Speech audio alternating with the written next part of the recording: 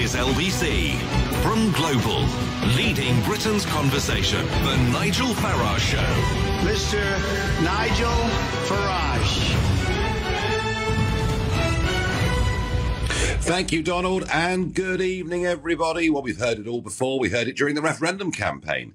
If you dare to go for Brexit, you'll all be poorer, perhaps much, much poorer. And today we've seen reports released from the Treasury and my friends at the Bank of England telling us that Brexit is bad for the economy and that a no-deal Brexit could be catastrophic.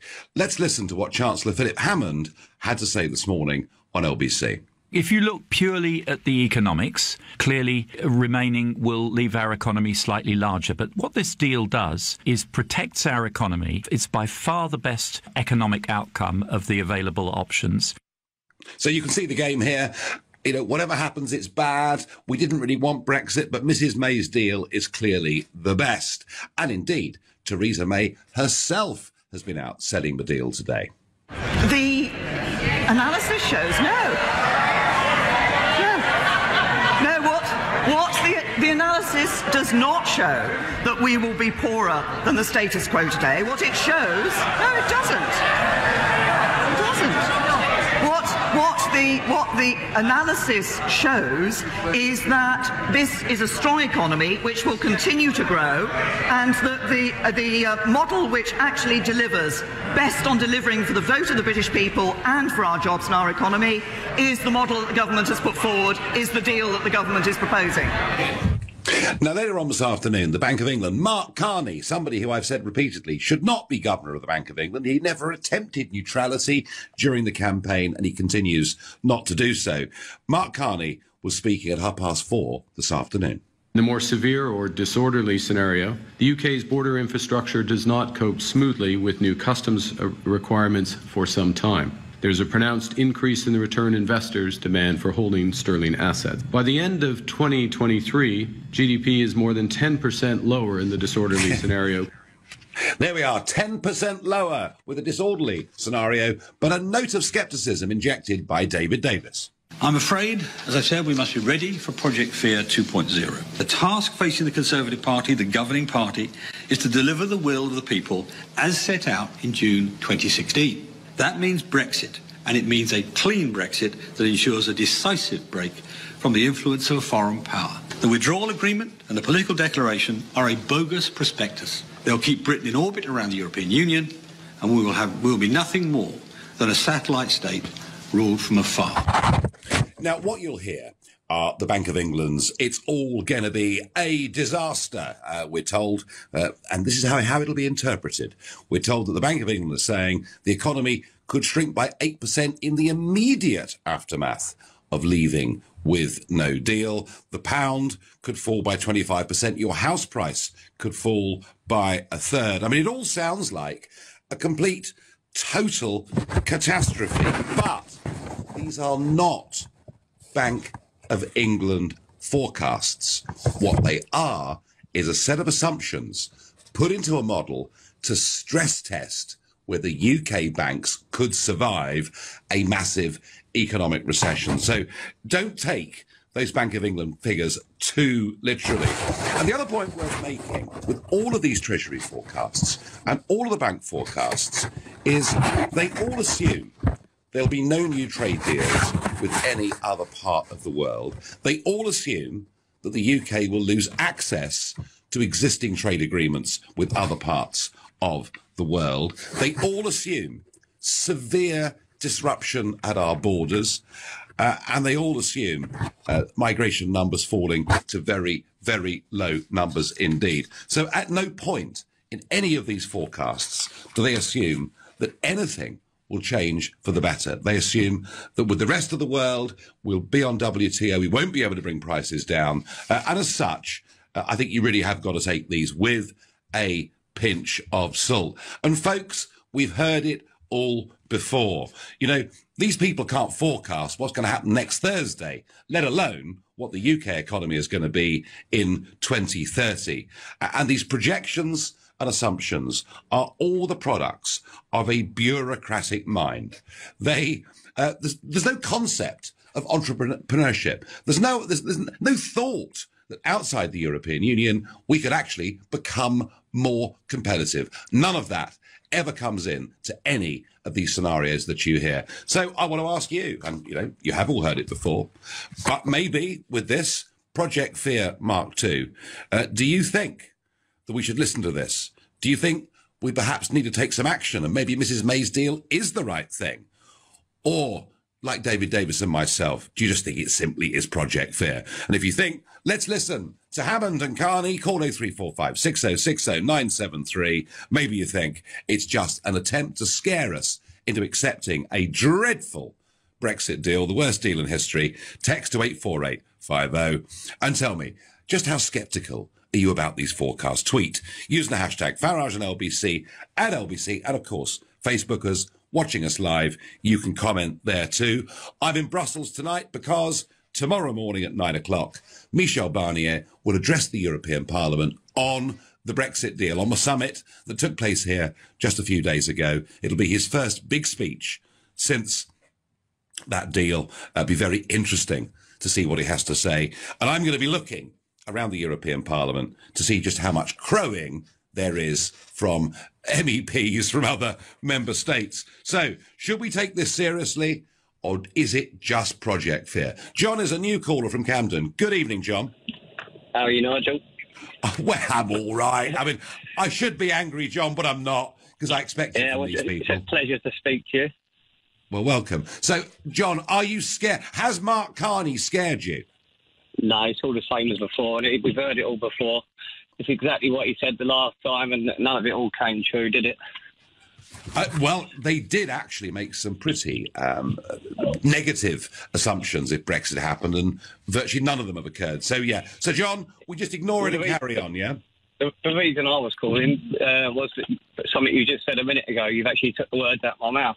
Have any of these forecasters taken into account all the trade deals that we haven't even made yet? Yeah, and also the ability, if we were outside the European Union's rule book, for us to be more competitive, John. That's a word that you simply never, ever hear. It's something I know that the Prime Minister understands, and the deal that she's put before us effectively stops us, John, from becoming competitive. So, yeah, no, I personally think this has been a stitch-up from the beginning. We had a Remainer put in charge of all negotiating on behalf of the EU. So what do you expect to get out of it after that? So what sort of Brexit do you want, John? Just a clean break. Clean break, everything. Okay. So, and you're not worried about the economic forecast? You think we'll be fine? No, not one bit. Okay, John, you're a star. Thank you. Matthew is calling from Paris. Matthew, good evening. Hi, good evening, Nigel. So, yeah, obviously there's been lots of talk today about, if we do leave, you're going to be much poorer. And it really just made me think of an analogy, because what we're in now is very much an arranged marriage. We joined a trading union. It morphed into a political union, and you can never sort of marry countries without their consent in the way that it has been done to us. And finally, we're in a position now, and as I was just saying, it's a little bit like a lady, being sort of forced into a marriage with a wealthy husband. Finally, she's got the courage to say, you know what, I'm going to go and try and make a go of it for myself, for my own future. And all her friends are saying, but if you leave him, you're going to be much poorer. Who's going to take care of this, that, and the other? And she said, well, do you know what? Blow it, because I think I can do it by myself. I like the analogy, Matthew, and I like your positivity. I thank you for your call. I'm off to Hayes to speak to a new caller called Mirage. Good evening. Hi there, Nigel. Hello. So, has Mark Carney scared you? I don't think he scared me, but I think he's put us in the right direction of just pointing us towards the best available information.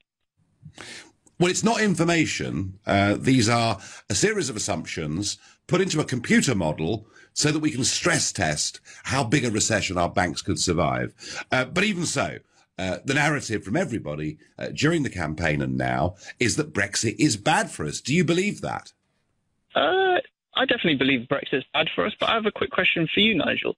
Oh, really? After the previous Vote Leave campaign and the vote of 2016, there was a lot of rumours going around of you and a friend of yours voting or shorting on the pound. I'm wondering if you believe the I tell you what, Mirage, if you believed the conspiracy theories that have circulated about me in the press before, during and after the Brexit referendum, you believe all sorts of bizarre falsehoods, and that's just another one of them. Thank you. Matthew was a new caller from Rugby. Matthew, good evening. Good evening, Nigel. How are you doing? Well, I'm doing okay, but I'm just watching the establishment trying to force us to accept Theresa May's deal, because that's what's really going on here, isn't it? Yeah, well, I mean, I remember when I was 16 years old, I couldn't vote at the time, but I just remember everyone, including my teachers around me, just saying, oh, we need to stay in the EU because we're all better in together. And I'm just thinking there's more to life than just economics, isn't there? Oh, absolutely. I mean, we've kind of tried over the last few years to measure our success as a country by our GDP. You know, unless we have continued mass immigration, our GDP will fall. Well, there are lots of things that matter more than simply what our GDP figures are. That's absolutely right. Matthew, for me, Brexit is about freedom, but I also come into this, and I'm one of the very few people involved in politics, really, who's been in private enterprise, who's run his own company, and, crucially, has been involved in global trade. And I honestly and truthfully, Matthew, and I say this to you and every other person listening, I believe Brexit handled properly, Britain becoming more competitive, Britain becoming more global in outlook, is a country that will prosper and do better than being inside the European Union. Matthew, you've had enough. You've gone. Well, that's what I believe. And in a minute, what I'm going to do, I'm going to explain to you just what Project Fear Mark 1 said and what happened. But for now, you're listening to a Nigel Farage Show here on LBC. It's 6:15 and time for the news. 19 minutes past 6 here on LBC. This is the Nigel Farage Show, but as you've probably already twigged, this is not Nigel Farage, it's Ian Dale. We've had a few problems with the line to Nigel, so I'm afraid you're stuck with me for the next 3 hours, 40 minutes now. So I will do my best to channel my inner Nigel Farage over the next 40 minutes. That is the best I can do, so bear with me. We're talking about the Bank of England and the Treasury's dire economic forecasts after Brexit. Frankly, whatever scenario, they are saying it's a bit dire. Well, how seriously do you take this? Is it Project Fear Mark 2? Adrian is a new caller in Henley-on-Thames. Adrian, what would you like to say? Well, I'd like to say there's already a recession happening. It's quite clear. No, there isn't. As a result of Brexit. That recession is going to be quite deep. Already people in this country are considerably poorer than they ought to be because the pound has shrunk so far. The real voting is really about the pound. People abroad are scared witless about a hard Brexit. Adrian, just before you go on, two things. First of all, do you know what the economic definition of a recession is? It means 2 or 3 negative quarters of economic... And have we had that? No, we are going to have it because it's all absolutely... Well, it's not already happening then, is it? No, but it's already happening. That's what you said it was, I was a senior banker at HSBC, and frankly, I talk to lots of people. I'm a significant investor. I talk to lots of companies. I know what I'm talking about. Well, you clearly don't if you think we're already in a recession, because we're not. No, I didn't say. I was saying that's exactly what, on the cards. Adrian, if you listen back to this, you said at the beginning we're already in a recession. Well, we've already got a recession on the cards. Well, OK, well, you've clarified that. And I'm trying now to remember what the second point, though. On the pound, you will, if you're in banking, you will know that most economists thought that we were about 13 to 15% overvalued in the pound. Absolutely. Well, it's not nonsense. No, because there's no such thing as overvaluation. The pound is I rather agree with you on that. I agree with you on that. That I actually quite like a high pound. However, the economists who are supposed to be the experts on these things, they were almost unanimous in saying that the pound was overvalued. I don't know who you've been reading, but no, they weren't. That's absolutely obviously too much of the Guardian. No, I've been reading a lot of the Financial Times. No, I said I was obviously reading too much of the Guardian. You may have been, but you should read the Financial Times. You should probably read some proper economic commentary as well. Well, maybe. So you think that we are going to hell in a handcart, basically? Basically, Well, shall I tell you exactly what I think? I think this is what's happening is basically people on the Tory party. I was at university with most of these plonkers who lead the Conservative Party, and what we were doing when we were at university, what we were doing is we were drinking, we were recovering from drinking, we were playing footy, we were playing table footy, playing footy with girls under the table, and frankly, what these people were doing, they were fiddling with themselves in the Oxford Union and knifing each other. That's exactly what they're doing now. And what kind of people would be a member of the Oxford University Conservative Association? Well, we know, don't we? Well, I don't know because I didn't go to Oxford, so and I don't think we need that kind of talk at 6:23 in the evening anyway. Adrian, thank you. Let's go to Rick in Kingston upon Thames. Rick, what's your view? Yeah, hi, Ian. Hi. So my view is that, unlike the last caller, I'm also in finance, but I don't hold his views in terms of what people are doing in Oxford Union. But what I can say that all models are based on assumptions. So these models that the Bank of England or the Treasury even come up with are based on a set of assumptions that, and I think it's a bit of an injustice to say that they put a Remain hat on and then they came up with the assumptions. I think these are just assumptions that are made based on existing information, based on past information, and we're based on various projections. I mean, they run some simulations based on various projections. So I think it's very important to understand that these are models that are unbiased, and they're made from projections based on information you have. Well, they are made from... You're right. Let me just interrupt you a second there, because you talked about assumptions, and you're absolutely right. They are making these projections based on assumptions. Now, Andrew Lillico, who is a right-of-centre economist, he has pointed out that they've made three rather bizarre assumptions. One, they assume that there is no economic gain at all from controlling our own policy compared with the EU doing it. They assume there's no gain from future domestic policy choices, and they assume that GDP gains from new trade deals with non-EU countries are only 10% of what the EU estimated those gains would be. So there are three flawed assumptions to start with.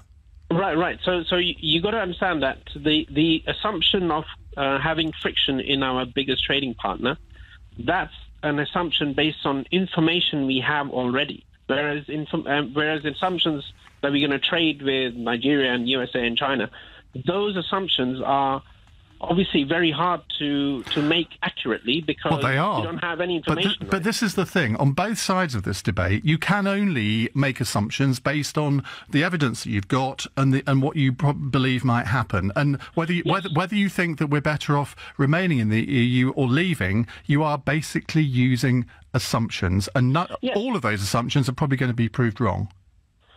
Well, that's an opinion that some people might have. Some people might think these assumptions are correct. But the problem I have is that these are a set of figures that we've got from someone. Now, the Brexiteers don't present any sort of other figures. All they can... I mean, Dominic Raab said he didn't realise how Dover-Calais was important. I mean, there is a big chalk and cheese argument here. Here we have some valid analysis, tens of pages of model assumptions and simulations, whereas on the other side we've got absolutely nothing. So what do you want us to do? We have to believe something. Well, right? I mean, in theory, we've got a Brexit-supporting government. I say, in theory, we've got a Brexit-supporting government, so you would think they would be able to use... I'll tell you one thing. I was really, really angry, and here is my inner Nigel Farage about to emerge.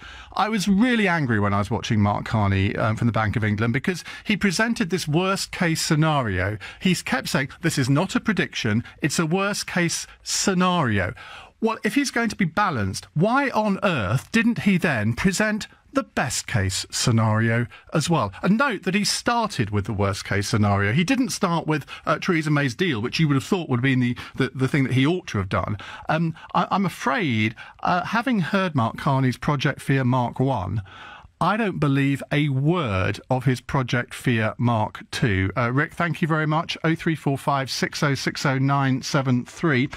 Carmen Carter has tweeted, what's happened to Nigel? I left the room, and when I came back, Ian Dale was on. Don't worry, no one's done away with him. I'm only here because we had problems with the line, but I will do my best over the next 33 minutes to keep you entertained in a pseudo-Nigel Farage-esque fashion. That's the best I can do. Lee is in Swindon. Hello, Lee.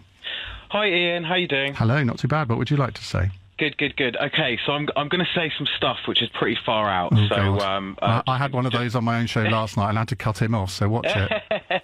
Okay, well, hopefully I won't end up that way. So the first thing that I'd say, just in terms of the the forecasts that have come out today. First thing to say is, it's very short-termism thinking. Let's take the worst-case scenario, 8% dip in GDP. Let's be realistic. Companies all the time realign their business operating models so they can take advantage of new opportunities or changes in markets. And that's what happens when businesses change. They have a short-term loss in order so they can take advantage of long-term economic gain. So that's the first thing that I would say. So agree, potentially we may be worse off in the short term, but it's about long-term opportunity. And zooming out from that point, the world at the moment, which most people do not appreciate, and I hope people listening to this take note of what I'm saying. The world in 20, 30, 40 years' time is going to be a very, very different place. Automation, robotics, technology is taking over. They don't call it the 4.0 industrial revolution for nothing. What's going to happen? Half the jobs that people are doing today, they're not going to exist. So what's going to happen in the future? There's going to be less and less work. Yeah, to be honest, I remember hearing warnings like that in the 1970s when computerisation was about to hit us, and we were all told that unemployment was going to rise to 5-8 million because of computerisation. It didn't happen because computerisation and new technology actually enabled new businesses to form, and I mean we know what loads of them are now. So they actually created millions of new jobs, and I suspect that could be the same with the AI revolution. I've worked in technology for 15 years. I work with some of the largest organisations in Europe, and I'm helping them now to digitise their organisations, and I can tell you for a fact that things like, I'll chuck some things out for people to Google, robotic process automation, which is basically about... You've lost me already. Anyway, I don't want to get too stuck into the weeds, but, I urge people to Google and do research. I mean, this isn't the computerisation and do you think being outside an economic group like the EU is likely to be to our advantage in that scenario or not? I absolutely do, because I think this is the other thing, and I'm going to get all socialist on you now, which is I know is going to completely irritate. Anyway, we've got to go now, Lee. Obviously, if you're going to get socialist on me, we can't have that on the Nigel Farage show. No, fair enough. All I'd say is, it's a fact. There are finite resources on this planet. Growth, the current capitalist system, growth cannot continue indefinitely, perpetually. It's a mathematical certainty. And that cannot be disproven. So at some point, whether you're forced to do it or whether you choose to do it, at some point you need to realign your economics to take advantage of sustainability. The other thing to say is we're on a planet which is effectively dying. If we don't do something radical quickly to change, we're not going to have the opportunity. So that's a side note. But to your question, being in the EU, is that going to enable us to actually take advantage of the economic change? Absolutely not. You can't realign your capital markets and your economics whilst you're in a shared customs union. You can't revolutionise. You have to go along with the status quo. Otherwise, you're not going to be able to trade effectively. Well, Lee, you are exactly the kind of caller I want more of on my own show. So I want you to listen between 7 and 10 every evening. Give me a call as well. Thank you very much. David on Twitter says, "Are you sure you're not Nigel Farage? You're doing a sterling job finding your inner Farage. If you've just tuned in expecting to hear the great man himself, well, you've got a mini-me for the next half an hour, because I'm afraid the line to Brussels has given out. I don't know whether there's a conspiracy there. You never know." Keep your calls coming. 0345 6060 973. Are we heading for Project Fear Mark 2 after Philip Hammond and Mark Carney? I nearly said Martha Carney there. That would have been a bit of a bad one, wouldn't it? Mark Carney have warned of the dire consequences of Brexit.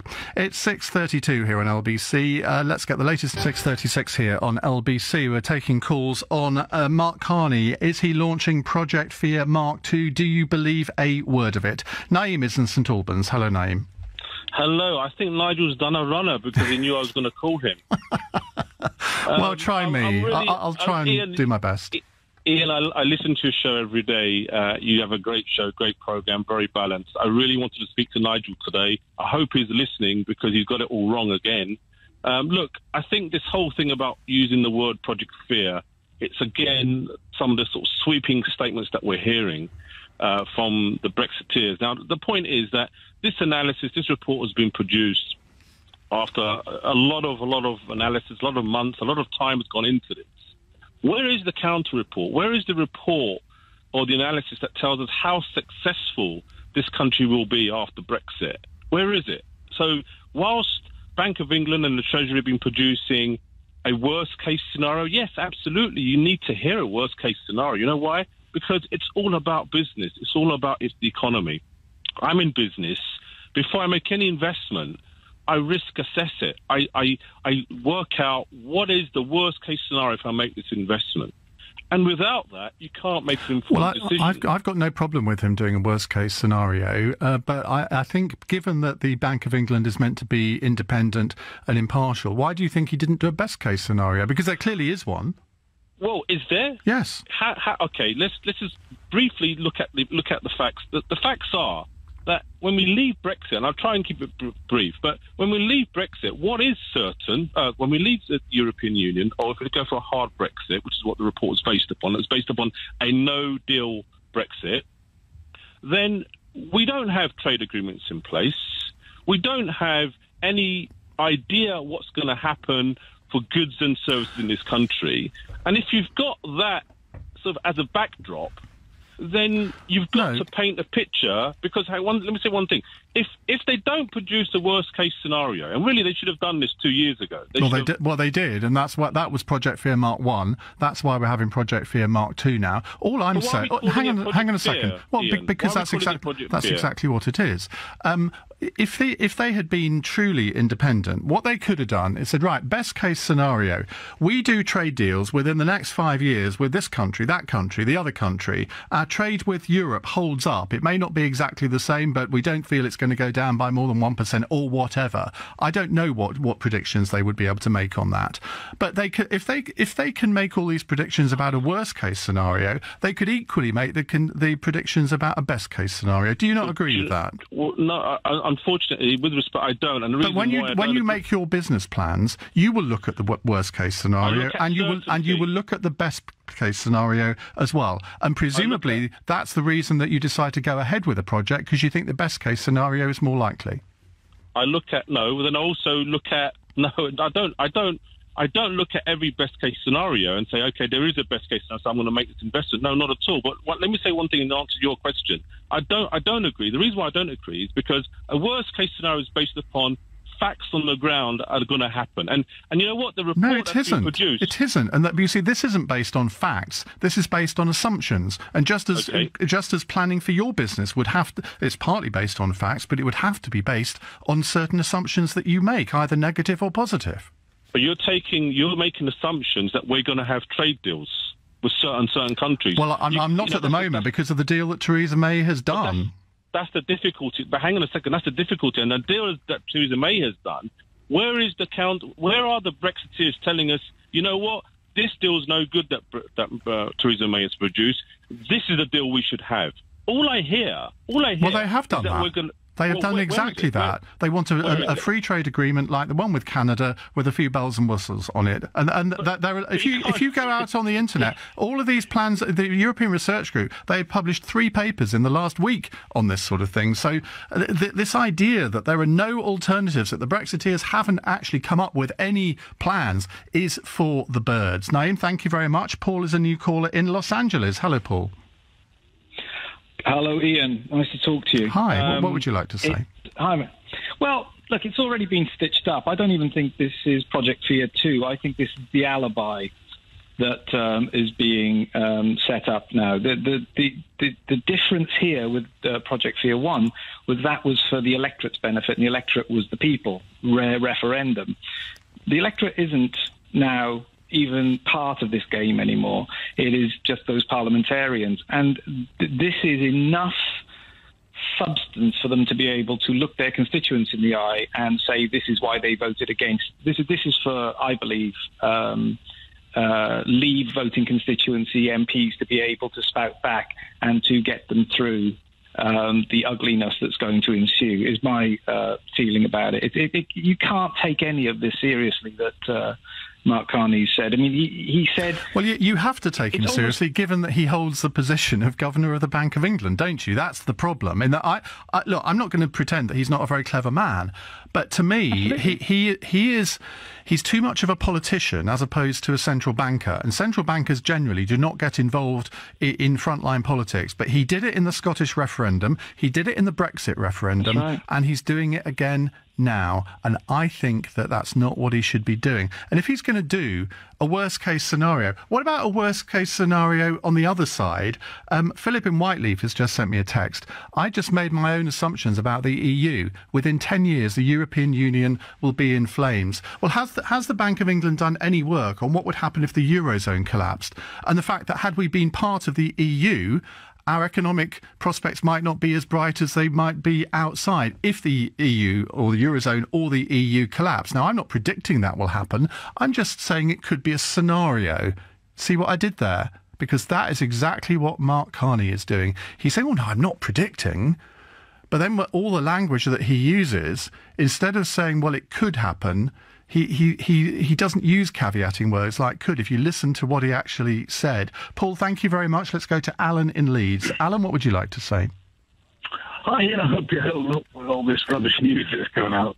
We've got a bit of a rubbish phone line with you, Alan. We'll see if we can get you back on a better one. James is in Pinner. Hello, James. Yes, hello, Ian. Good evening to you. So, yet another model, I'm afraid. I do business modelling. I work in risk management, done it for 20 years. I work for the government, believe it or not. Now, let me just tell you the bits that they're not saying.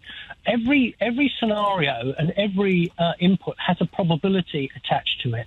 And these extreme scenarios are of extremely low probability. Now, the point is, they're talking about a whole bunch of potential scenarios that are all relatively low outcomes, that the probabilities attached to them are never discussed. It's like when you go and talk to your insurance broker and he says, oh, there's a chance your house is going to burn down. You need to, do X, Y, and Z. But there's always a chance that your house is going to burn down. But actually, you've got your smoke alarms and you've got all those other things in there. And if people, when these people come and sell you things like security, you need a burglar alarm because, all these people are doing burglar. Yes, you do. But actually, most people take normal measures and none of these things come near you. So really, they are not talking about the probabilities of these things. Let me just tell you one last point. When we had the referendum, they forecast before then that the pound was going to drop to $1.15. I've got a big investment in the States, so I bought forward. At the time that my forward contract matured, which was in October, the maturity rate that I had was 1.26. The spot rate in the market was 1.28. So all of these things that they keep saying, they don't really know. Well, nobody can know, can they? That's pretty obvious. That first caller we had, Adrian, he said that there weren't any economists who said the pound was overvalued before the Brexit referendum. Well, my recollection was that there were a lot of economists who said that the pound was around 13 to 15% overvalued. Do you recall that? Yeah, I read the FT from front page to back page, and they were predicting that the pound was going to drop to $1.15, and I've got thousands of pounds worth of exposure. Well, to be fair, it did at one point, didn't it? But relatively, no, it didn't. I think it didn't. Are you sure? No. Okay. I'm 100% certain. I monitor it every day. All right. Well, you know more about it than I do, so I shall believe you. James, thank you very much. See, that's evidence-based journalism there, isn't it? We hear so much about that. You can hear a lot more about that with my interview with James O'Brien, which I've done this afternoon. An hour with James O'Brien and me. What more could you want? I'm sure Nigel Farage will be listening because he gets the odd mention. That will be on the Indale Book Club podcast on Friday. We have a video of it as well, which you'll be able to watch on the LBC website. You're going to hear a lot about that, I suspect. It's 6:46. It's 9 minutes to 7 here on LBC. Just a little bit of breaking news for you. An 18-year-old man has been arrested in South London on suspicion of terrorism offences. We'll bring you more on that a little later as soon as we get it. Let's go back to your calls. We're asking, is Mark Carney launching Project Fear number 2? Mike is in Bishop Stortford. Hello, Mike. Hi, Ian. How are you doing? All right, thank you. What would you like to say? I just think it's sort of funny that we even discuss it, really, in terms of whether this is a Project Fear exercise, considering how much sort of publicity there's been about May's deal in the run-up to this, and all of a sudden we're hit with very negative, very sort of scary-sounding financial statements by the Bank of England and Mark Carney. Well, I don't know how the timing of this was arranged, but of course they haven't just been giving statements on a no-deal scenario. They've also been doing it on the if we left under a Theresa May deal and one or two other scenarios too. So it's easy to be conspiratorial and think that it's all designed to sort of smash Brexit and all the rest of it. And you may be right, but sometimes it's cock-up rather than conspiracy. Absolutely. No, that's perfectly fair. And actually, I think what's kind of sad in a way is if all of this is true and it is sort of coincidence, I think it's almost a case of the boy who cried wolf, because we had Project Fear so heavy before the referendum that actually they may have shot themselves in the foot, because nobody, well, it sounds from the show as though a lot of people don't now believe those forecasts. I think that is true. And look, I don't think we can ignore what the Bank of England says on anything. I don't think we should ignore what the Treasury says on anything. But we have to look at their track record. And particularly if you look at Treasury forecasts over the years, and we can go back decades, I can't think of a single Treasury forecast that has ever come true. They've always been out, often to quite a large degree. And they certainly were, with all the rubbish that George Osborne was coming out with during the referendum. Now, the same now is happening with the Bank of England. And I come back to the point that I made earlier. I think Mark Carney is devaluing the Bank of England by saying these things in this way and not balancing them with maybe a more positive outlook as well. Because, as I said before, I keep saying that, don't I? As I said before, well, it's because I'm talking common sense. I think that if you do a worst case scenario, you have to have a best case scenario, and then you make a judgment as to which is more likely. And often it's usually in the middle. If you do a business plan, you do your most optimistic case. You think you start a wine company. Your worst case scenario, I guess, is you don't sell a single bottle of wine during the whole year. Your best case scenario might be selling 1 million bottles of wine. So you work out your cash flow based on something in between, and then you have different scenarios. That, surely, is what the Bank of England should be doing. Mike, thank you. Let's go to Adam, who's in Madrid. Hello, Adam. Yeah, good evening, Ian. If house prices go down, why is that going to be a bad thing? Do you own a house? You know, well, if you own a house, it's an investment. But if you're a first-time buyer, it's going to be the best news you've had all year. If house prices go down. If you don't own a house, it's obviously a good thing because it makes housing more affordable to you. But exactly. Of course, everyone who does own a house would think it was terrible. Well, unless he doesn't want to sell, and then it would be largely irrelevant. You know, same if the pound goes down. Brilliant news for exporters. That is true. If the cost of champagne and caviar and camembert go up, people might be encouraged to buy local produce instead. I don't buy any of those things, so I'd be all right. I think that these things that the Bank of England are coming out with, they're typical upper middle class concerns. I don't think the average punter up in a small town in Yorkshire or in Tyne and Wear is going to be overly worried about the pound losing some of its value, to be honest.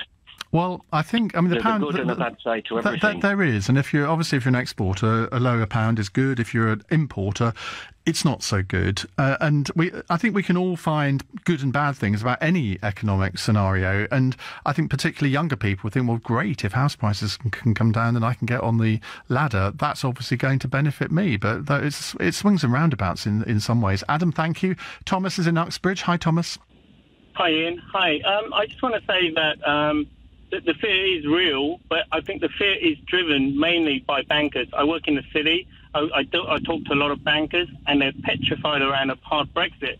And I think that's clouded Theresa's thinking. It's clouded the Bank of England's thinking. And I think they need to consider the bigger picture, how the UK economy would pan out, what is the future of the UK in Europe. And they really need to consider that, these extreme thoughts may not necessarily pan out if we leave Europe.